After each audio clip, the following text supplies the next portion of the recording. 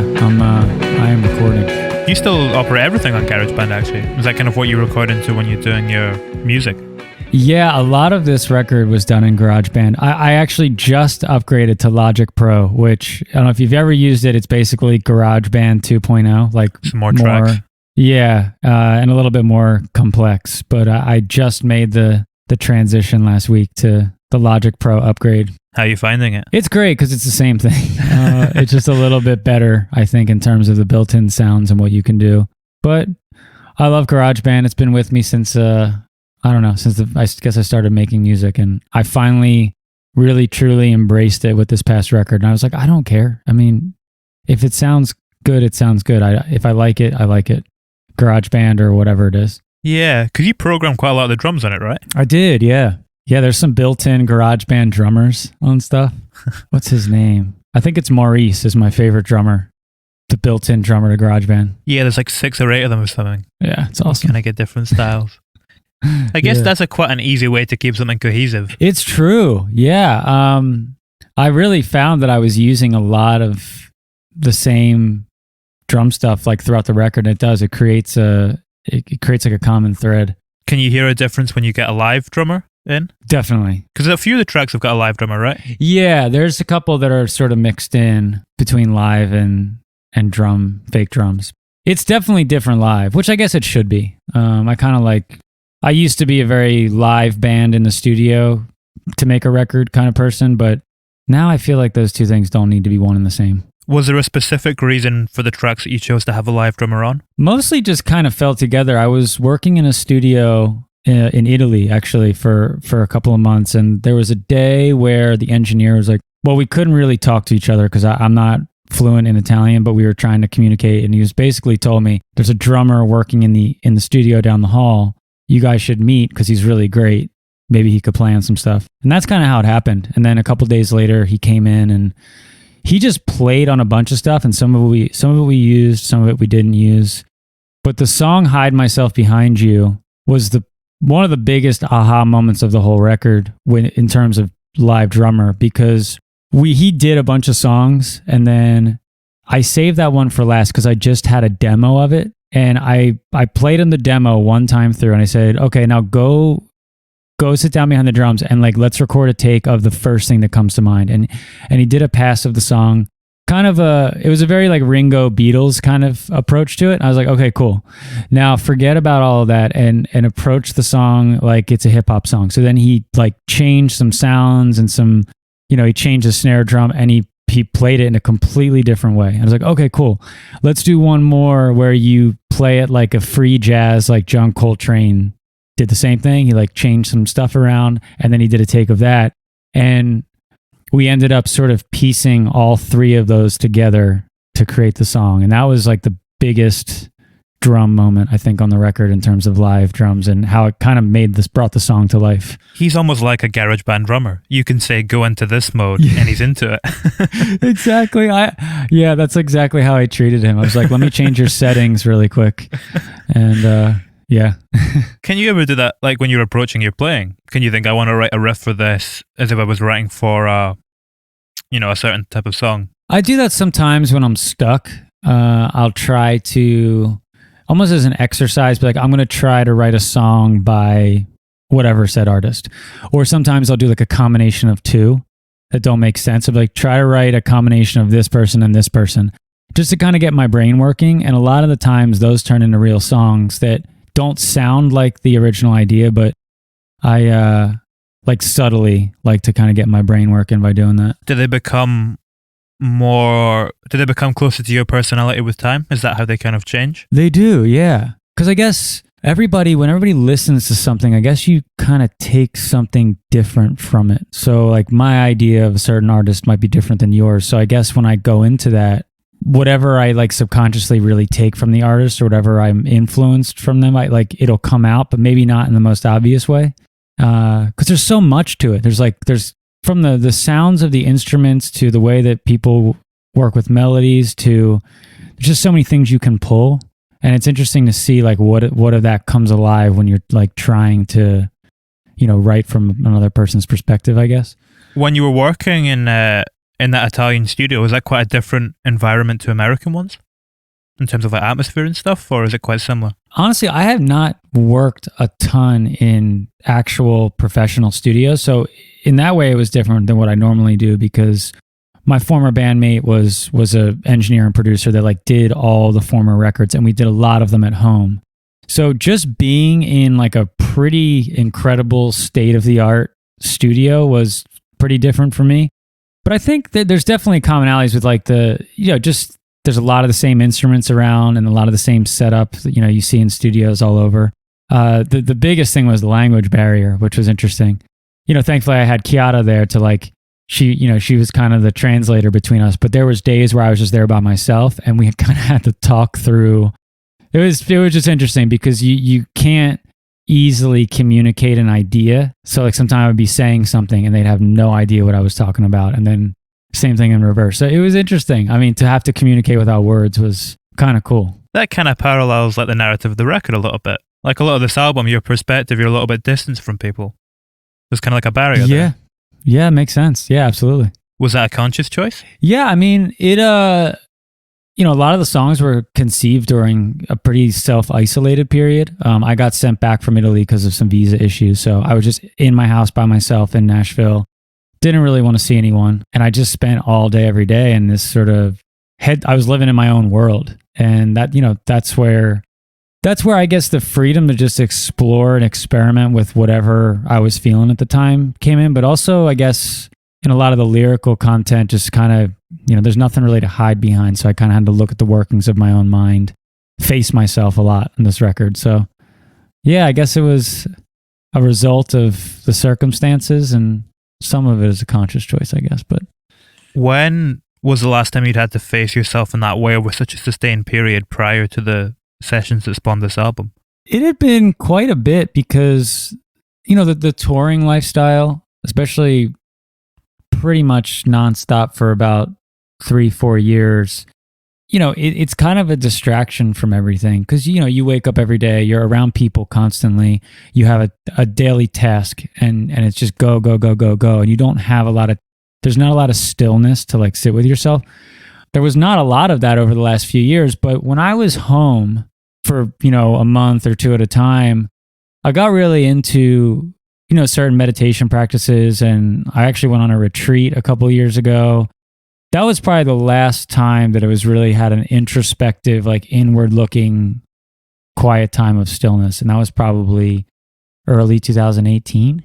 And then it was just constant tour since then. Did the change feel drastic when you did it again? And when would this record have been? Like summer of 2019? Yeah, summer of 2019. So it would have been like a year and a half on? Yes, basically, yeah. Yeah, did you see quite a big change in yourself when you did it again? I guess I did because I was pretty good at dealing with the stillness, which sometimes when you're going so much, that constant shift, like when you're on the road and then you come home, it's hard to sit still. You feel like there's like a void that's missing. And so it's like hard to relax and like settle into it because you're just like waiting for the next time to leave. But with this, I felt kind of at peace with it because I was so burnt out on touring that I was really accepting of the time. And I really enjoyed it. A lot of my life, I was sort of afraid to be alone or by myself. And over the last few years, I've learned to really love that time and value it. And that's probably the biggest difference. I just work really well. Like I can only really write stuff when I know no one is around. And so having the house to myself for that much time was really great for that reasons too. So do you need to have the songs very kind of pinned down then when you go into the studio? If you can only really be truly openly creative when you're on your own? Yeah, kind of. I feel like it's the most unfiltered way for me because then you're not thinking about anyone else. You're just making what you want to make, saying what you want to say. And you can, especially like vocally, and you don't feel like self-conscious at all. And so for the writing process, yeah, I need to kind of be pretty solitary for that. And then once it's demoed to a point where it sounds like a song, then I feel kind of comfortable sculpting that in the studio if I have to. It's interesting as well that, you were coming off a period of tour, you're saying there, and you felt a little burned out. Because I remember it was kind of the same thing with Toy Soldiers when you formed the kind of solo thing. You were in a similar burned out position when this project was created. Is there some kind of link there between burned out and creative reinvention? I think so. I think they're directly connected. I'm like one of those people where I like to build something up and then destroy it and kind of start from scratch. And I do see a lot of cycles of that throughout my life. And the burnout, I think the reason that I get burnout is because, I'm constantly evolving internally and my tastes are always changing. So especially with tour and stuff, when you have to kind of stay consistent with like playing certain songs or certain mindsets or putting on a show, it kind of, especially if like your innards are sort of changed a bit and you kind of have to revert back to a previous version of yourself to kind of like play the songs every night, that stuff starts to like destroy me inside. Like I can't, because it doesn't feel genuine. So I think that's how they're connected, is like when I know that I'm out there and I'm like playing the same songs, from a record, songs I wrote 2 or 3 years ago. It's the lack of like genuine conviction from like playing them. I think that like grates on my soul, and that's why I get burnt out, and then I break down, and then I rebuild something from scratch that feels genuine and current, and then I feel energized again. And I have a feeling I'm going to probably do that forever, because it's like the only thing that kind of keeps me going, I guess. Can you see that without music in your life also? The idea of destroying, creating, that cycle. I guess so. I guess it's just a common theme. I guess it's something that I've embraced more, I guess. Sometimes when you live in a place for a long time, people get an idea about you and you have your group of friends and you have like your routines and whatnot. And you're like, even if you like have a tendency to want to change or you feel like you're changing, you almost feel like you can't because everyone's on to you. And so that's like when you move or something and you go like start fresh and you're like, okay, I can kind of be who I want to be now without any like preconceived notion because I'm in a new place. And I feel like even like when I moved to Nashville and now I'm back in Philly again, where I'm from, I guess they kind of sync up too. It's like I moved to Nashville right before I put out my first record, and then I moved back to Philly right as I put out my third one. So maybe that's connected too in just life. Always chasing myself. It's interesting what you're saying there about you can't quite escape people's preconceptions of you, even if you're changing quite radically. Is music one of the few domains in life that we can do that?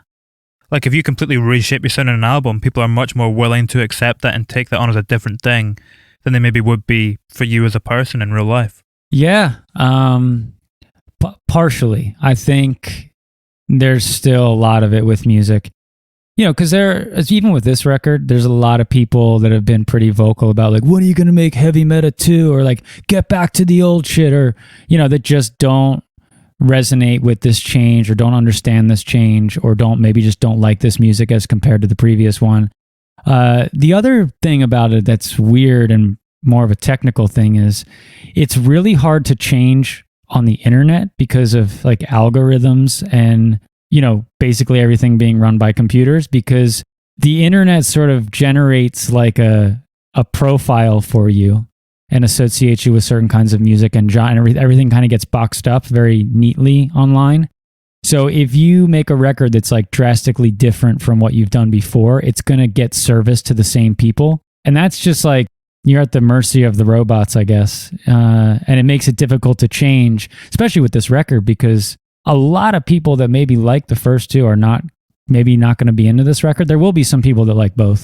If the robots of the internet are sort of pushing it to the already their fan base, or already people that it associate it with, it's not going to necessarily reach like the right people. You know what I mean? So I like to think that music is more accepting of evolution, but it's not always that easy, I guess. It's accepted in the creative space, but not in the kind of industry one, for lack of a better term. Yes, because the industry loves little boxes. People don't like to think or have to process. They just like, I need it neatly packaged up. What's the story? How's it look? Okay, done. I don't have to think. So if you challenge that, I think it's difficult for people, but that's fine. Have you found that in quite a real way? Like, have you kind of come up against people that you've seen that like as an actual manifestation of that? Like when we're talking about it there as algorithms, we think about it as this kind of abstract thing. But have you met people that are actually like manifestations of that kind of ideology and had conversations with them? Yeah, I mean, I think, I guess the other side of this whole thing is that it's music, and it's like people people don't have to like it. So if people liked your first record, your second record, the garage, they like the more punk stuff, and then you make something like this, and they're like, you know what, it's just not what I'm into. That's and that's very true for a lot of people, I think. And that's more of just a genuine thing about music and art in general. It's like no one has to like it.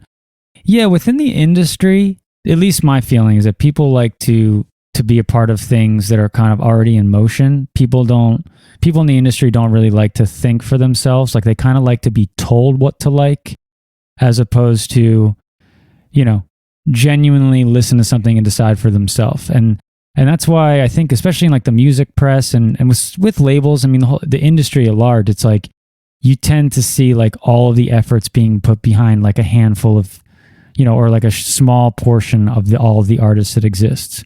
And the only way I can think that is like, I think a lot of people just don't like what they actually like. They're like, oh, well, so-and-so's writing about them, so I guess I should care. I feel like a lot of that happens. And I don't know how much I don't know how much of that I run into directly, but that's just kind of the feeling that I get. And I'm pretty sure it's true. You can see it in kind of every social group though. Like you're saying it there in terms of maybe someone who's quite into their music and they're reading about it on Pitchfork and thinking, oh, I should like this because it's been written about here. But it's the same with normal, or not normal, but I'm trying to think of a way to not be condescending now. I was getting maybe slightly more, your kind of TikTok audience, if they see an influencer listening to a piece of music, it's the same kind of thing. They're going to listen to it because of that and maybe like it, even though they perhaps don't. They're just trying to fit into this trend. Yeah, of course. Yeah. It's like it's already been validated, so people feel safe liking it, or they feel like they'll force themselves to. And that's just what's weird to me. Like a lot of stuff that sort of blows up or gets a lot of recognition right now, I don't see it, because there's a lot of very mediocre shit that just explodes. That it sounds almost like carbon copies of other stuff, or lyrically is not really saying much. And I love so much modern music. I'm not being like one of those people like everything, but there is some questionable stuff that's like, why is every human being in the world talking about this, like writing about this? Do they actually even like it? Because like, what are they latching onto? And that's where I feel like that becomes true. It's like something gets validated by cool, or they read somewhere like, oh, I guess I don't actually like it, but I guess I need to start. I don't know. Yeah, there's almost an element of the kind of tastemakers playing catch up as well. Like, I'm trying to think of an example. Like the last Dua Lipa record, for example. I understand why that's big. I understand why that was such a big album, because it's so easy to listen to and it makes you want to dance. But it's interesting to me that that's kind of critically praised in the same domain, if that makes sense. Yeah, no, I absolutely. And that's where commercial success influences what people critically and press-wise write about. And I think that's kind of weird too, because it's like, so you probably wouldn't put effort to write about this music or this artist if they didn't have commercial success. But because they do, you feel like you have to, because you need hits on your page. And that's where things get kind of lame as well, much like you just said. But yeah, I mean, that record, there's a lot of really great, appealing stuff about her and that and that music. So I do get it, but it's the classic pop star thing, Yeah, exactly. But yeah, it's just like certain stuff is, you just wonder if people will be giving it attention to the same thing if it wasn't already validated. And a lot of it probably not. We're kind of crossing similar thematic territory to your Amazon performance. We're kind of skirting around the edges of a similar thing there. Yes. It's interesting because we've been speaking a lot about how it wants to put you in little boxes, but that was an example of you kind of rallying up against it in the same way that you're doing with your music and being successful, because you got paid after that, right? As a result of that. Yes. Yeah. All the artists on the bill did. Yeah. Was that must have been quite satisfying to kind of stake your claim in that way and then have it change as a result of it in a very immediate fashion. It was awesome. I kind of live for that. Just the concept of like going on Amazon and using their platform to kind of call them out.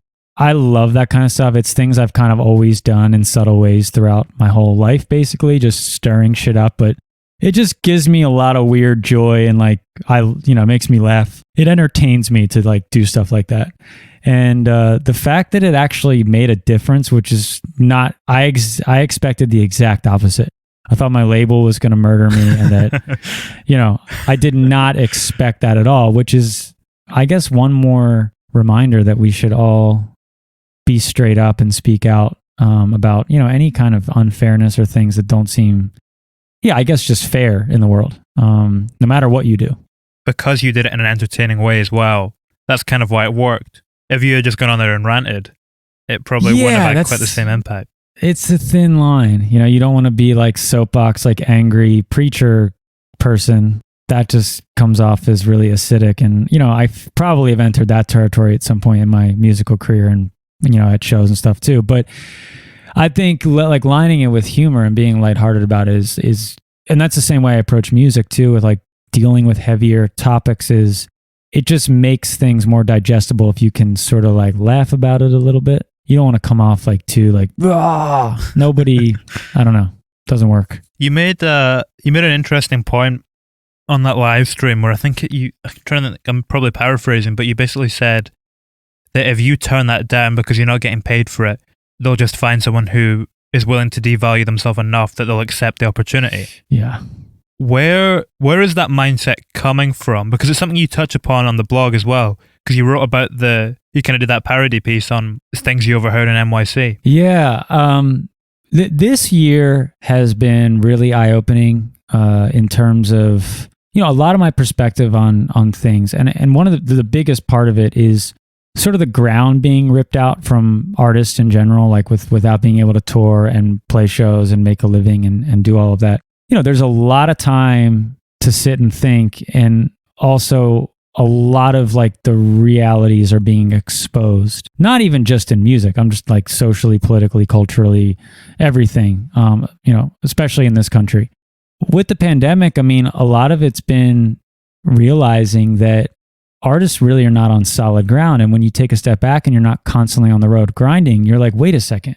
Why are things arranged this way? Like, why are artists the least valued people in sort of the system, where they're like at the bottom almost, the most essential, and they're at the very bottom, and then it's like the labels make money from them, the managers, the booking agents, the Spotify, Apple Music. It's like they're all profiting off of art and artists, but artists are basically at the very bottom. I'm like, well, this has never been more clear.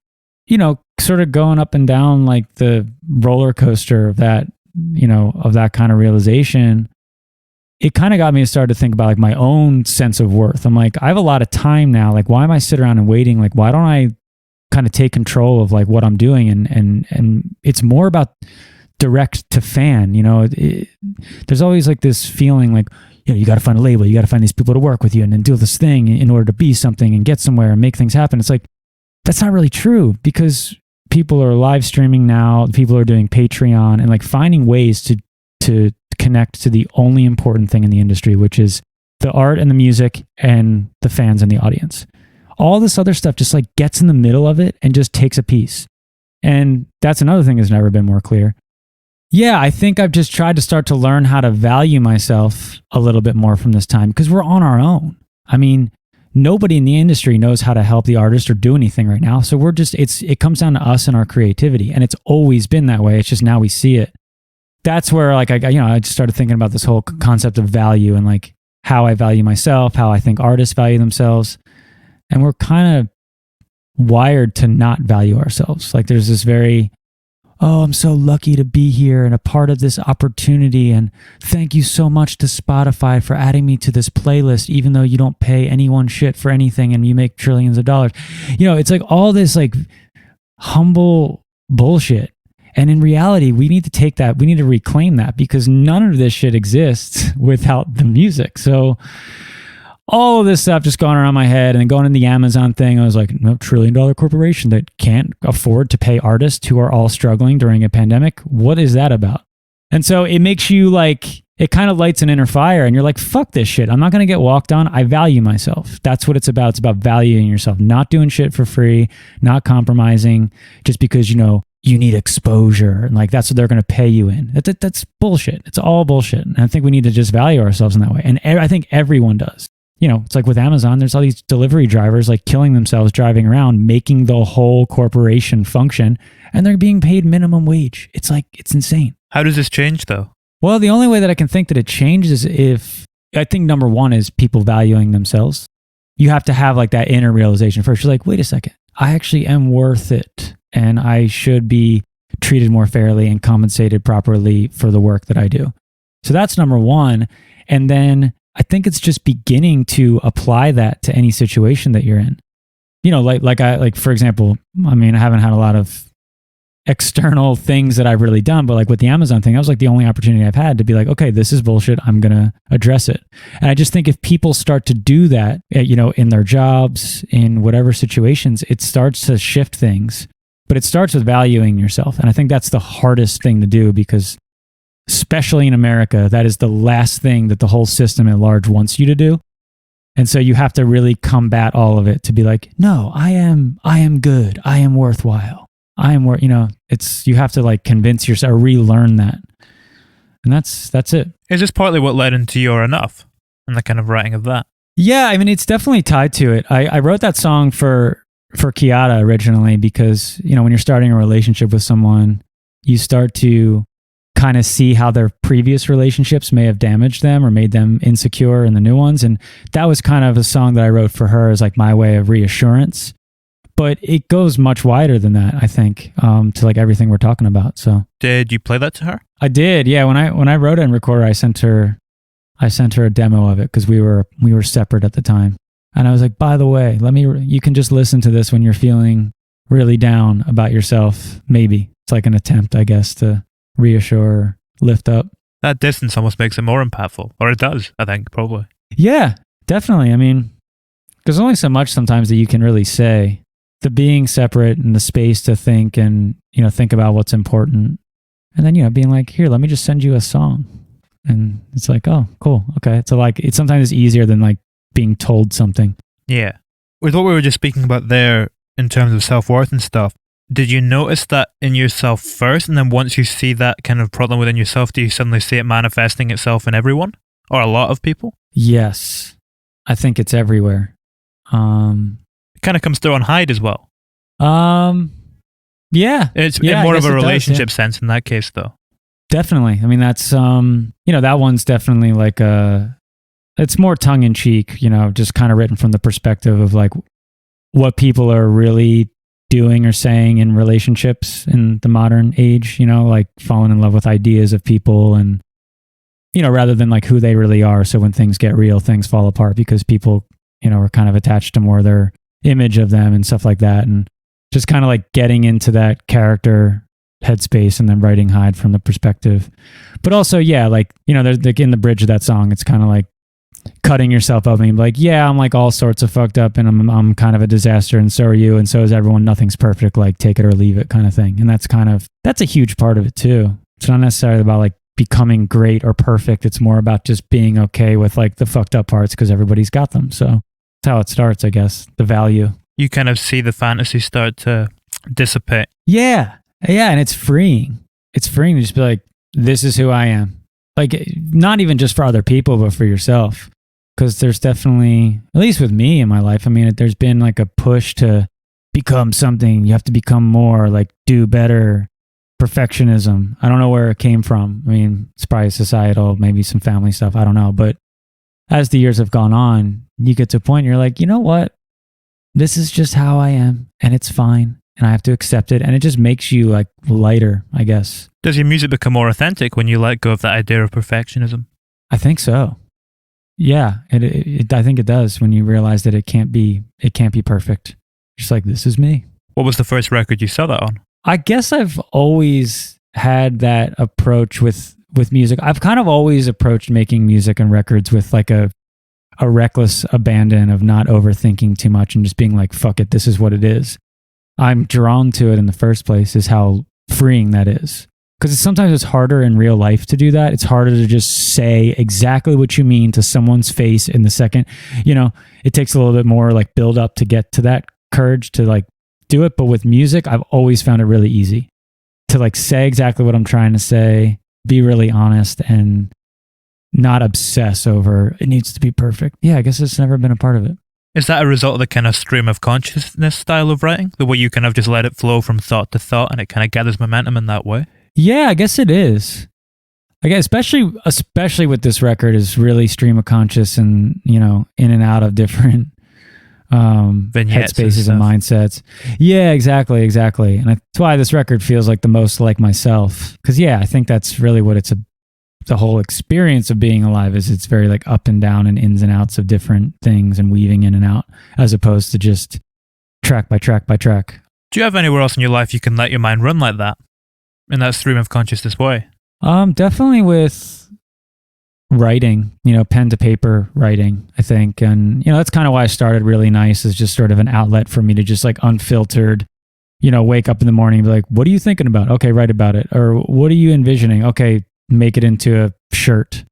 That's been like a really helpful outlet in that way of just throwing things at the wall and like not thinking about it too much. Do you find it changes your understanding of the topics you're addressing in a different way too?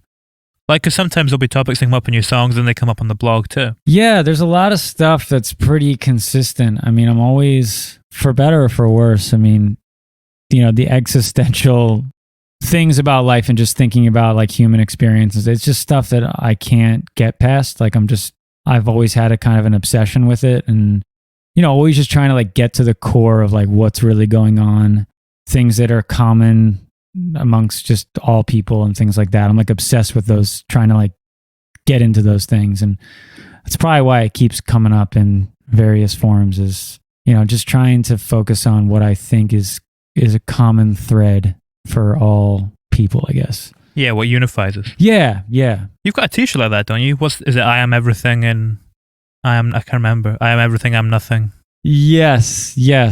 I made that one a few years ago, before a tour and for the Stardust birthday party record. And yeah, I love that shirt because I feel like it's a nice reminder, you know, if you're out in the world and you're just like, I'm nothing, so are you.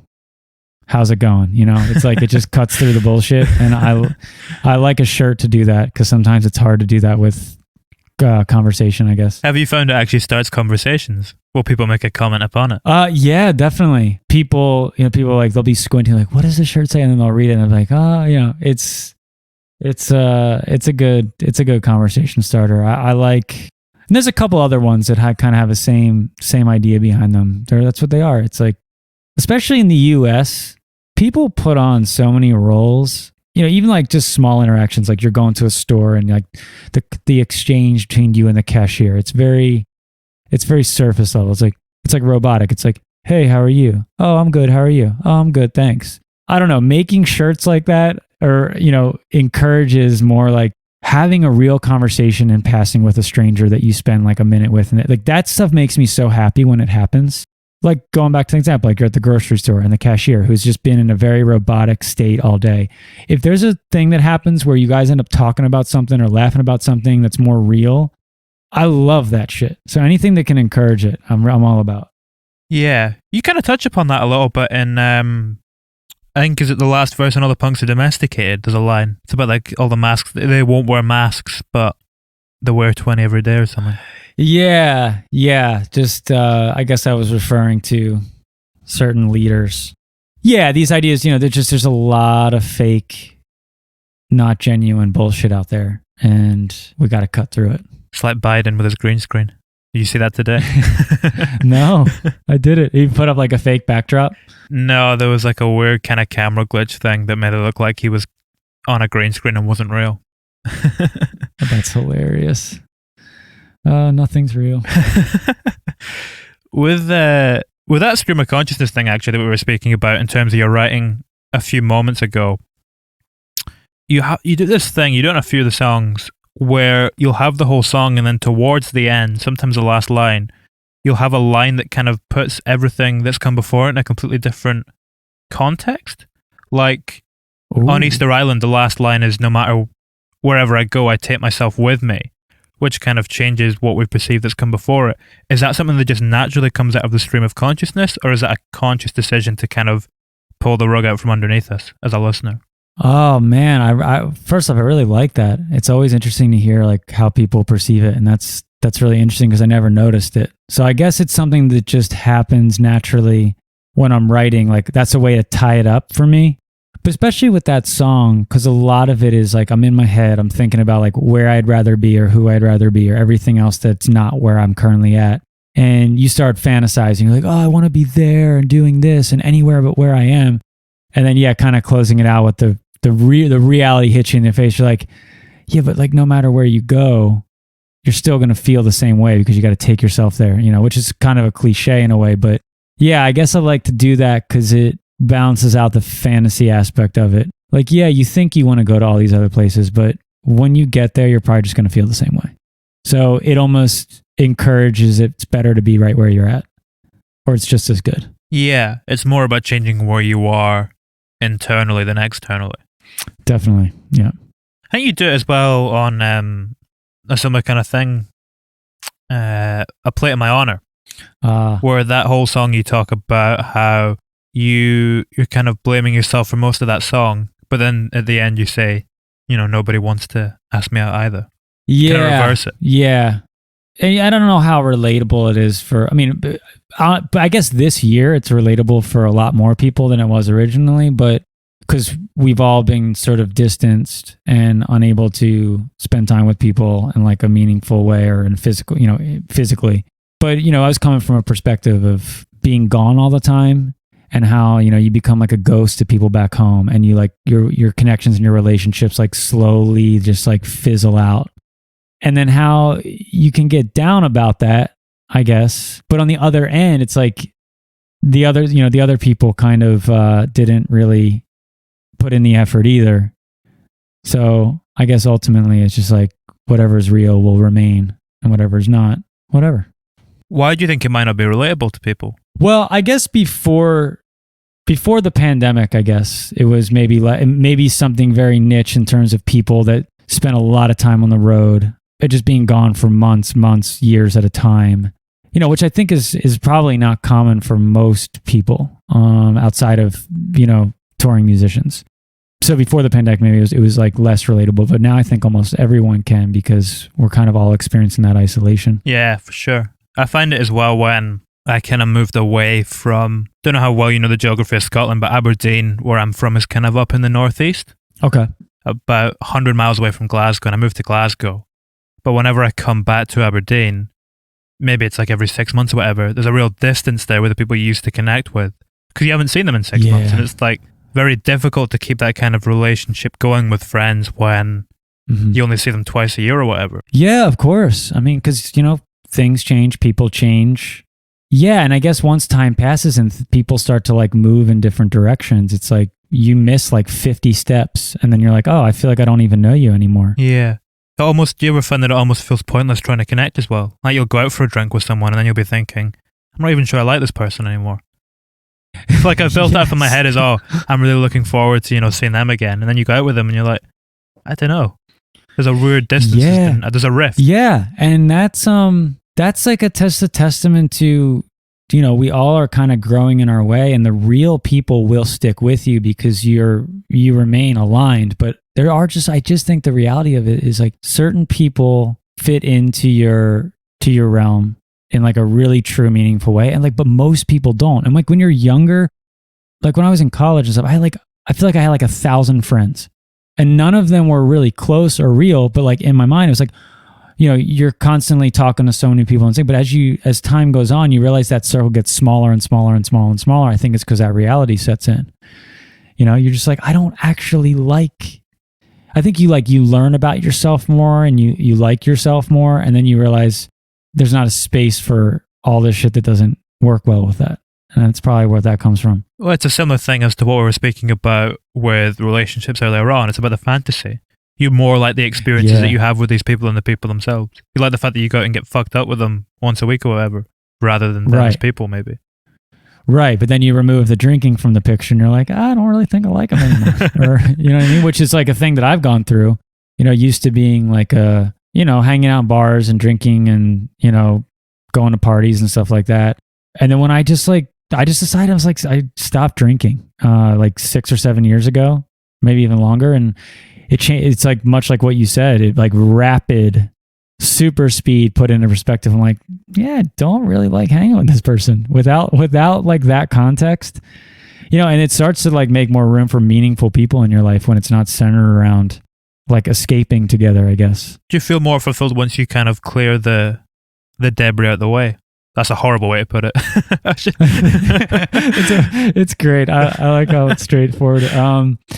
Yeah, it just frees up more space because you can't, until you close some doors, you can't really open other ones. Like if you just have all this space in your life consumed by stuff that doesn't really matter, you don't have room to like let in the shit that really does, or even see what really does. So yeah, once you kind of downsize everything, you see what's real and you find like the genuine stuff. And when I left Philly the first time and went to Nashville was like the most direct version of that, because I moved to a new city, left behind like an old version of myself and a lot of other people. And instantly the people that I met, because of kind of where I was at, we clicked in like a more meaningful and deeper way than I had with like anyone that I knew before it. And that's just how things work. It's like a law of attraction thing. Yeah, you attract people that are like on the same, looking for the same stuff as you. How did that work for the Can We Still Be Friends though? Because that kind of looks at the idea of finding these people that you think you have this connection with once you move into that new scene, but then kind of realizing maybe it's not there as much as I thought it was. Yeah, it's like a never-ending, it's a never-ending journey of up and down. But yeah, that's and that's that song. It's not, I can't say it's directed at like one specific person. It's more like a kind of person that you encounter over the years. It's more of like a mentality, especially in the music business. People love to be involved when things are going really well. And then if you're like, you want to take a break, you don't hear from people as much. Like everyone's just constantly running to the next fire. It's at every level though. That's the thing you don't notice until you're kind of into it for a while. You perceive it as this kind of higher up management thing, but it's right at the bottom as well. These people are kind of just looking for whatever's hot to kind of jump on. Exactly. And this fully connects, I think, to what we were talking about earlier about things need to be like previously validated for people to get into them. It's like exactly what we're talking about. It's like when people see something working, they're like, they flock to it. Yeah, it's when you're somebody that doesn't work like that, which mine doesn't. I mean, like everybody I work with or played with or toured with, like it's always it's personal. It's like on a human level. For me, it's genuine. I'm like, this is family to me. But then when you find out like maybe it's not the same for other people, it's like, damn, like did not see that coming. Because you can't, if you're not somebody that functions that way, you can't really expect it. You don't even know that it exists. And that's where the song comes from, is like the realization. Sideswipes you. Yeah, exactly. Yeah. It's funny as well because you kind of think people kind of get corrupted by the music industry and the systems in place, but then you realize, oh no, it's the people that kind of fuel that. They're there from the start. They're corrupted from the get-go. Of course. Yes. It's all people. When does something, like if you lose a relationship like that, when does it stop feeling like a loss and start to feel like growth? And when do you start to feel like you've learned something from it and you can apply it to your life in a positive way? Exactly 3 months and 4 days after. No, I'm just, for me, it was when I decided I needed to take a break from tour and I wanted to like break down again back in 2019 and disband the band and tell everyone I was working with, like, I'm out the game for a while. I'll let you all know. It was pretty terrifying, to like enter into a void like that when everything's kind of just flowing and has such like a system to it that you're used to. Yeah, it was rough during that time because that's when you start to see like true colors and all this stuff. I guess the time when it starts to change is after the initial like downer mode that I got in and the crisis that I was kind of in initially, being like, what am I doing? Why am I? When I started to make music again, I had a lot of self-doubt because, I'm just like by myself. And like I said, I basically entered into the unknown. But as time goes on, I mean, it probably took me like a year, I think, of the breakdown, starting to make music again, starting the website, and just like trying to get creative again and figure out who I am. But I think it's whenever you really start to like embrace yourself again, and you kind of figure out that it's you, and like you got to prove to yourself that you're good enough and you're capable of it without all these people around you. that's when it starts to make sense. And that was kind of what this record was. It was like the therapeutic process of me going from zero to like building back up to a point where I was able, like, this is a record and now it's out and I'm like, I'm in a completely different place. But I remember back like early on when I first, put everything on hold, I was freaked out. I had like a lot of meltdowns. I was like, what am I doing with my life? Now it all makes sense. What's it, a year and God, it's almost 2 years later. Man, time flies. Yeah, it does. I've seen this described as a happy record. Where does that assessment kind of sit with you? Sonically, that's about it. I didn't really change my worldview or like the topics and like the inward looking, but I did change the way that it sounds because I don't think that heavy stuff needs to sound heavy. That was kind of the point. I thought it'd be funny and interesting if people were like, oh, it's just kind of like feel good, upbeat, melodic, but he's talking about, existential crisis and isolation and death and whatnot. All the big ones. Yeah, all the big ones. But purely sonic. It's still your voice from the other records, you're just placing it in a new context. Yeah, exactly. Which in my mind is why, at least why I feel like it would work with people that have listened thus far. Because maybe that's what people latch on to. But maybe the sonics are too jarringly different from people. As a result of the sonics, every record has a very distinct kind of aesthetic and, color palette. Mm-hmm. Does that inform the music in any way, or is the visual side very much something that grows out of the record itself? With this one, I think they were really connected. Each record's been different. Like with the first one, being influenced by, like the late 70s, like proto-punk, New York City kind of stuff, going with the black and white with like the bright pink text, felt like a good way to tie that all together and what it sounded like. And then with Stardust, it was like, even though sonically it was pretty similar, I knew that I wanted to counter it with a lot of color. And then this record, I think they were kind of one and the same. Just like the way that I decorated my house and the things that I was wearing were all reflective of like the same colors that ended up on the same on the record. And like, to me, the record is really colorful. And so, and kind of thinking about it in terms of colors, this is like the most, I guess, direct connection between those two things. That's funny that you're saying that, you have to wear the kind of clothes and decorate your house in that way. Do you really have to kind of live the record when you're making it and live through it? Well, it's almost the opposite. It's almost like live and then make the record from where I'm at.